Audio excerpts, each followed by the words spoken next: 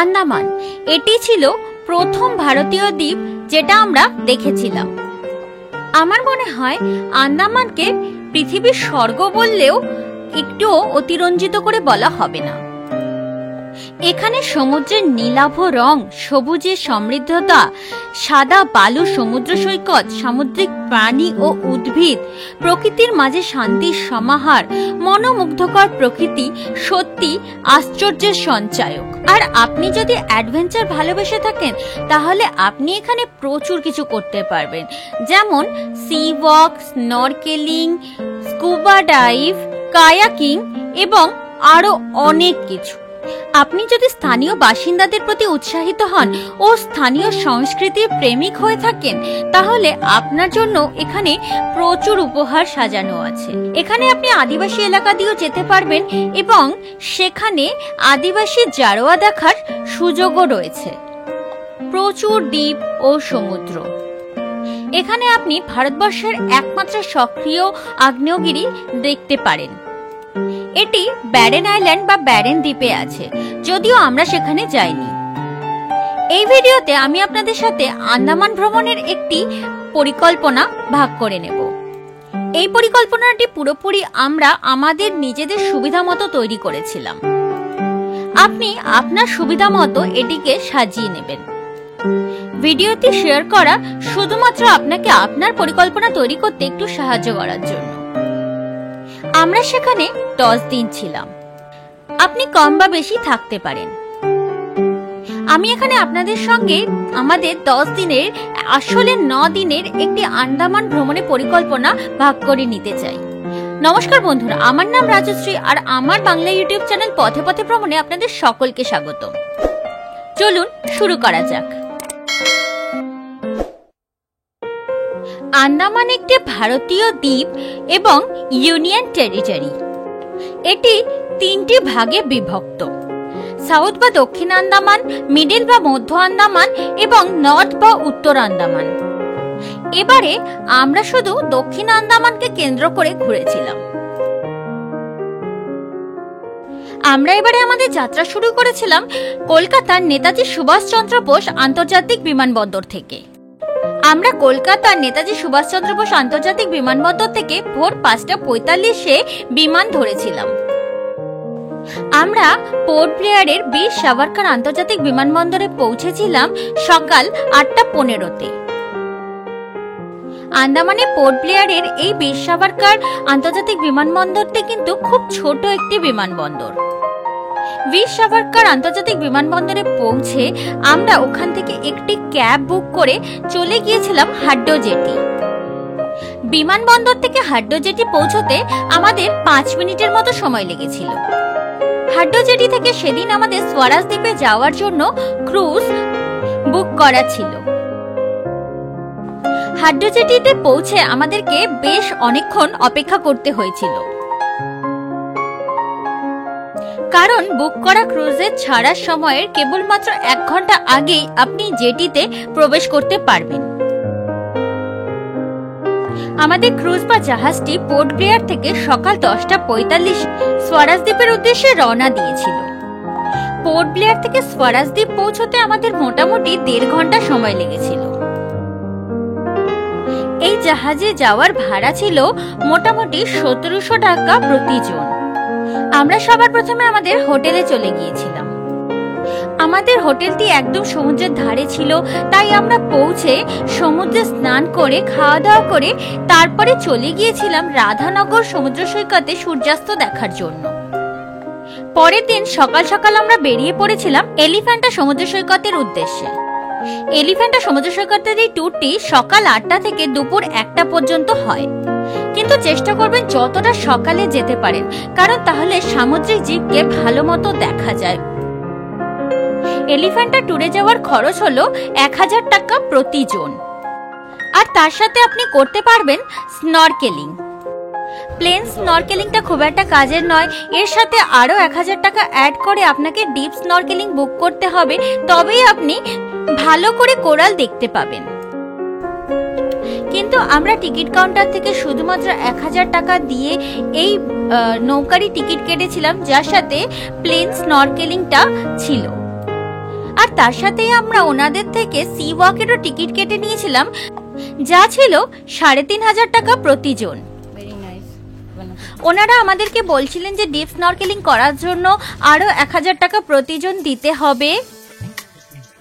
তার সাথে ওনারা আমাদেরকে এটাও বলেছিলেন যে আপনি এখান থেকেও টিকিটটা করাতে পারেন, আবার এলিফ্যান্টা পৌঁছে ওখান থেকেও টিকিটটা করাতে পারেন। ডিপ স্নরকেলিং এর টিকিট আমরা এলিফ্যান্টা পৌঁছে ওখান থেকেই করিয়েছিলাম। এতে আমাদের কিছুটা লাভও হয়েছিল। এলিফ্যান্টা পৌঁছে আমাদের থেকে ডিপ স্নরকেলিং এর জন্য ৮০০ টাকা প্রতিজন হিসাবে নিয়েছিলেন ওনারা। আমরা এলিফ্যান্টাতে নিজেদের জিনিসপত্র রাখার জন্য একটা লকার নিয়ে নিয়েছিলাম, আর লকারে ভাড়া ছিল ১০০ টাকা। এলিফ্যান্টা সমুদ্র সৈকতে কিন্তু আপনি সমস্ত রকম সুযোগ সুবিধা পাবেন। এখানে পোশাক বদল করার ঘরও কিন্তু আছে। এখানে স্নরকেলিং করতে আমাদের ভীষণ ভালো লেগেছিল। আমাদের স্নরকেলিং এর গাইড ভীষণ ভালো ছিলেন এবং উনি আমাদেরকে ভীষণ ভালো করে স্নরকেলিং করিয়েছিলেন। এরপরে আমরা চলে গিয়েছিলাম সি ওয়াক করার জন্য, আর সি ওয়াকের অভিজ্ঞতাও এখানে আমাদের ভীষণ ভালো ছিল। আসল কথাটা তো বলতেই ভুলে গেছি, এই এলিফ্যান্টা সমুদ্র সৈকতটিও কিন্তু ছিল ভীষণই সুন্দর। হ্যাঁ, আমরা এখানে শুধুমাত্র স্নরকেলিং, ডিপ স্নরকেলিং এবং সি ওয়াক করেছিলাম, কিন্তু এই অ্যাক্টিভিটিগুলো ছাড়াও এখানে কিন্তু আরো অনেক অ্যাক্টিভিটি হচ্ছিল। আপনারা যদি চান এখানে আরো অনেক রকমের অ্যাক্টিভিটি কিন্তু করতে পারবেন, যেমন jet ski ride, speed boat ride, glass boat ride এবং আরো অনেক রকমের বোটের রাইড এখানে ওনারা করাচ্ছিলেন।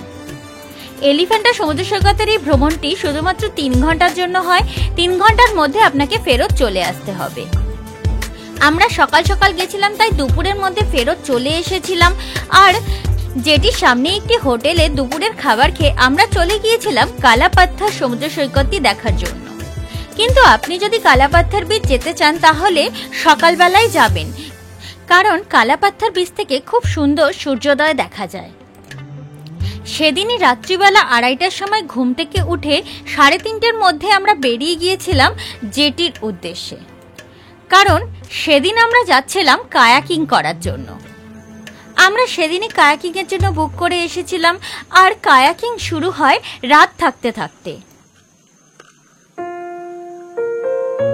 সোয়ারাজ দ্বীপের সমুদ্রের জলে প্রচুর পরিমাণে বায়োলুমিনাস জীব রয়েছে, কিন্তু এই বায়োলুমিনাস জীবগুলি কেবলমাত্র রাত্রিবেলায় দেখা যায়, তাই এদেরকে দেখার জন্য আপনাকে রাত থাকতে থাকতেই বেরোতে হবে। ওই দিন রাত থাকতে থাকতেই আমরা আমাদের কায়াকিং শুরু করে দিয়েছিলাম এবং রাতের অন্ধকারে প্রচুর বায়োলুমিনাস জীব দেখেছিলাম। এরপরে ম্যানগ্রোভের অরণ্যে কায়াকিং করে সকালে সূর্যোদয় দেখে ফিরেছিলাম। সেদিনই আবার আমাদের ক্রুজ ছিল শহীদ দ্বীপ যাওয়ার জন্য। ওই দিন সোয়ারাজ দ্বীপ থেকে 10:30 ক্রুজে করে আমরা চলে গিয়েছিলাম শহীদ দ্বীপ। বেসরকারি জাহাজে আমাদের হ্যাভলক থেকে নীল যেতে 1 ঘন্টা মতন লেগেছিল। নীল আইল্যান্ড বা শহীদ দ্বীপ পৌঁছে আমাদের প্রথম যেটা অনুভূতি হয়েছিল সেটা হলো এটাই তো স্বর্গ। শহীদ দ্বীপে আমাদের হোটেল ছিল ভরতপুর সি বিচের কাছে। হোটেলে পৌঁছে দুপুরের খাবারের অর্ডার দিয়ে আমরা চলে এসেছিলাম ভরতপুর সি বিচে স্নান করার জন্য। ভরতপুর সি বিচে স্নান করতে করতে আপনি চারপাশে দেখতে পাবেন কোরালের সমাহার। পরের দিন খুব সকালে ঘুম থেকে উঠে আমরা 5টার মধ্যে ভরতপুর সমুদ্র সৈকতে পৌঁছে গেছিলাম স্কুবা ডাইভ করার জন্য। এটি আমাদের প্রথম স্কুবা ডাইভের অভিজ্ঞতা ছিল, যেটি ছিল অসাধারণ। স্কুবা ডাইভেও আপনি যতটা ভোরবেলা যেতে পারবেন সামুদ্রিক প্রাণী ততই ভালো দেখতে পাবেন। সেদিন স্কুবা ডাইভ করে আমরা প্রচন্ড টায়ার্ড হয়ে গিয়েছিলাম। হোটেলে পৌঁছে দুপুরের খাবার খেয়ে ঘুমিয়ে পড়েছিলাম। ঘুম থেকে উঠে দুপুর 4টায় বেরিয়ে পড়েছিলাম লক্ষণপুর 2 সমুদ্র সৈকত যাওয়ার জন্য। এখানে আপনি পায়ে হেঁটে দেখতে পাবেন প্রচুর কোরাল, সামুদ্রিক প্রাণী ও উদ্ভিদ। এই সমুদ্র সৈকতটা কিন্তু ভীষণই সুন্দর। এখানে ভাটার সময় গেলে আপনি সামুদ্রিক সমস্ত প্রাণী, উদ্ভিদ, কোরাল এখানে পায়ে হেঁটে দেখতে পাবেন। এখানে কোরাল দ্বারা নির্মিত একটি ন্যাচারাল ব্রিজ আছে, আর প্রচুর পরিমাণে সামুদ্রিক উদ্ভিদ, প্রাণী, কোরাল দেখে আপনি এখানে সর্বশেষে সূর্যাস্তও দেখতে পাবেন। কিন্তু সূর্যাস্ত পর্যন্ত এখানে থাকাটা একটু বিপজ্জনক, কারণ তখন ভরা জোয়ার হয়ে যায় আর এই জায়গাটা পুরোপুরি জলে ভর্তি হয়ে যায়। আসলে এখানে যে সামুদ্রিক প্রাণী ও উদ্ভিদ দেখা যায় তা ভাটার জন্যই দেখা যায়। পরের দিন ভোরবেলা আবার আমরা বেরিয়ে পড়েছিলাম এবং আমরা গিয়েছিলাম সীতাপুর সমুদ্র সৈকতে সূর্যোদয় দেখার জন্য। সীতাপুর সমুদ্র সৈকতে সূর্যোদয় দেখে আমরা চলে গিয়েছিলাম লক্ষণপুর 1 সমুদ্র সৈকতে।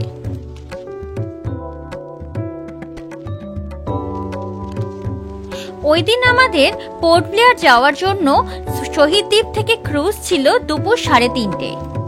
কিন্তু সেই সময় পোর্ট ব্লেয়ারের এয়ারপোর্টে কাজ চলার দরুন সমস্ত ফ্লাইট ক্যান্সেল হয়ে যাওয়াতে সেই সময় ট্যুরিস্ট অনেক কম ছিল। তাই ওনারা ক্রুজগুলিকে ভর্তি করার জন্য 2-3টে ক্রুজের লোককে নিয়ে একটি ক্রুজ চালাচ্ছিলেন। ফলত আমাদের ক্রুজও রিশিডিউল হয়ে গেছিল 3:30টার জায়গায় সকাল 11:30টায়।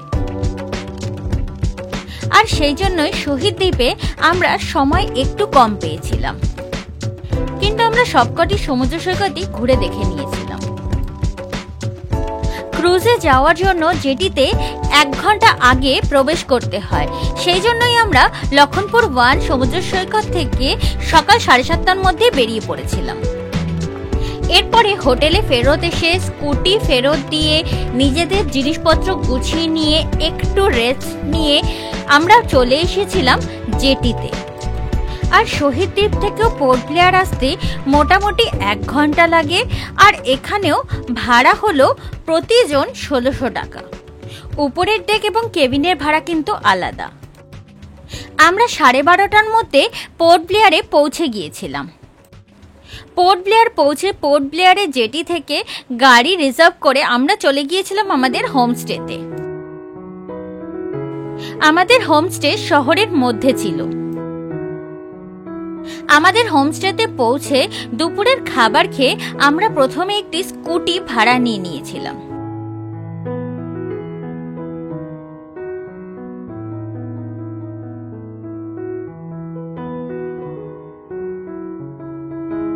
সেদিন বিকেল 4টার সময় আমরা চলে গিয়েছিলাম cellular jail light and sound show দেখার জন্য।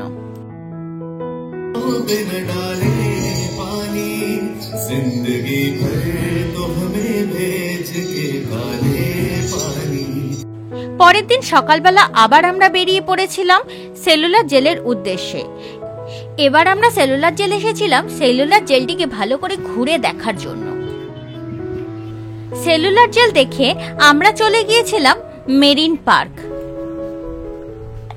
পোর্ট ব্লেয়ারে মেরিন পার্কই হলো সেই জায়গা যেখান থেকে সব ট্যুরগুলি শুরু হয়।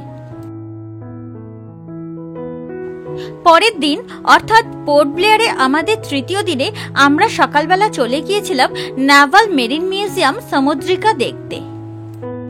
নেভাল মেরিন মিউজিয়াম সামুদ্রিকা দেখে আমরা চলে গিয়েছিলাম জোনাল অ্যানথ্রোপোলজিক্যাল মিউজিয়াম দেখতে।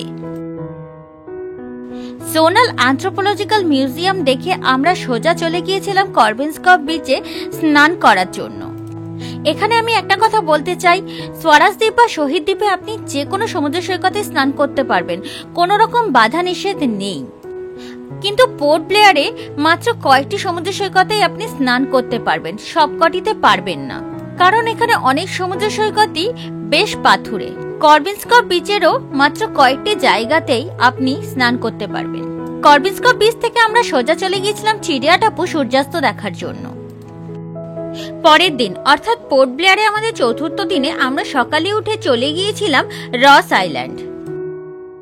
এই রস আইল্যান্ডের ভ্রমণও কিন্তু মেরিন পার্ক থেকে শুরু হয়।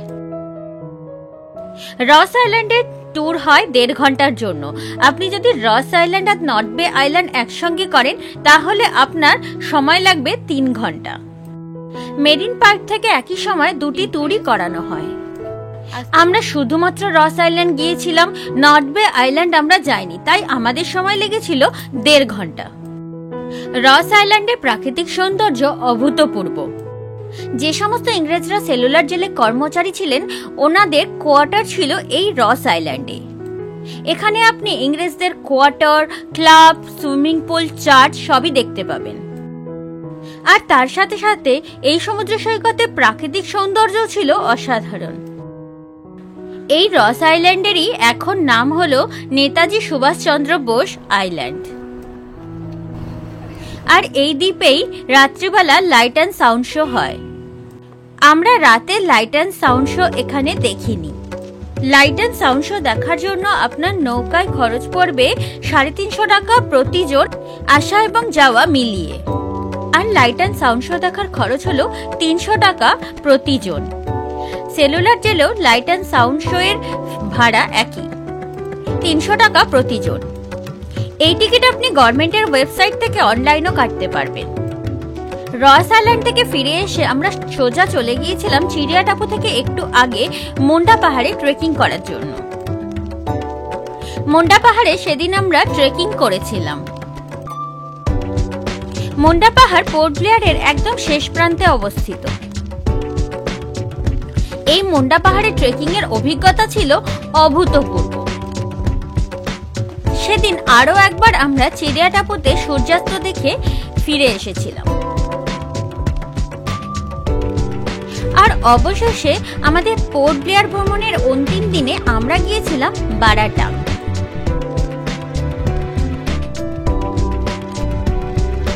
রাত 2টোয় ঘুম থেকে উঠে আমরা 3টের মধ্যে বেরিয়ে পড়েছিলাম বারাটাং যাওয়ার জন্য।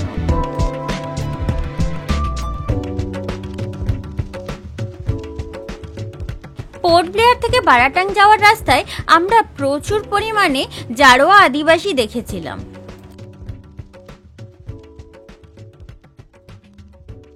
তারপরে কার্গো জাহাজে করে সমুদ্র পার হয়ে আমরা পৌঁছে গিয়েছিলাম বারাটাং দ্বীপে। বারাটাংয়ে পৌঁছে আমরা স্পিড বোটে করে সবার প্রথমে চলে গিয়েছিলাম লাইমস্টোন কেভ বা চুনাপাথরের গুহা দেখার জন্য। নৌকা করে আপনি যেখানে পৌঁছাবেন সেখান থেকে চুনাপাথরের গুহা অবধি পৌঁছাতেও কিন্তু আপনাকে অনেকটা হাঁটতে হবে। এখানেও আপনাকে বেশ অনেকটা ট্রেকিং করতে হবে। এই লাইমস্টোন কেভ বা চুনাপাথরের গুহাও কিন্তু ছিল ভীষণই সুন্দর। লাইমস্টোন কেভ বা চুনাপাথরের গুহা দেখে নৌকা করে ফিরে এসে আমরা আবার গাড়ি করে চলে গিয়েছিলাম মাড ভলক্যানো দেখার জন্য।